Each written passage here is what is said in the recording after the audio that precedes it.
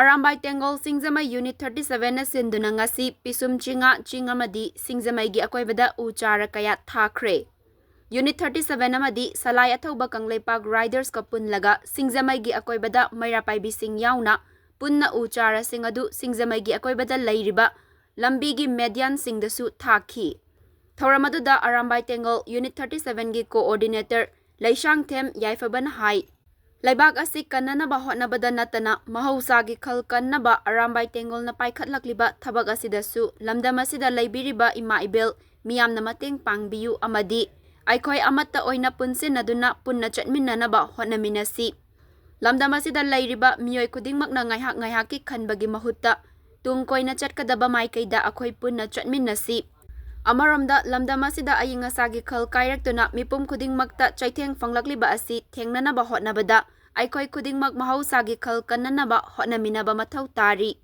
uwa kokthorakpana ngasidi awaba chaitheng kaya nangli makhatana Singjamei khaknatana leiriba Arambai Tengolgi unit singna tongan mamafam singdasu paksanna chara thabagi thauram pangthokani haiki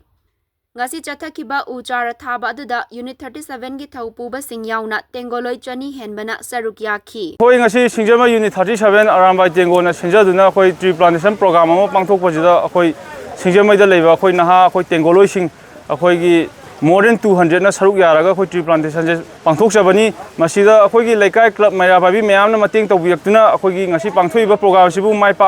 pakpada yamna achoba thogdama logjai moibusu khoi nikai khumnajai makha tarakpadasu akhoi public akhoi mairababi mayama akhoi club NGO CSO mayam sinasu akhoi bu support tawbiduna akhoi tung koina akhoi mari phana chamina se haba poto akhoi Singjamei unit 37 site gi thamjage amadu makha tana akhoi public ki oba amasung leiba ki oba thabak thong tasu akhoi saruk yajage habado akhoi utpa oina takpo oina akhoi tree plantation program akhoi peace process habadi akhoi yamna ing chikna lehogadaba tungtana akhoi chahi tara kungi plan leiraba akhoi tree plantation program se akhoi tawjabani habado akhoi unit 37 site gi akhoi ngasi thamjage akhoi je atoba unit su pangthorakani akhoi ngasi gi oinadi akhoi Singjamei unit 37 khaki akhoi tengoloi ngatani akhoi sida leibiba mayam se atoba unit su pangthorakini sidagi na phajaba mayam su pangthorakini akhoi na sinba moina sinba akhoi arambai chammanajai adubu akhoi Singjamei gi jaga da akhoi ngasi sinjari phase sinadi ihan hanba Arambai Tengol unit 37 Singjamei na sinjaba program ne hajaba tare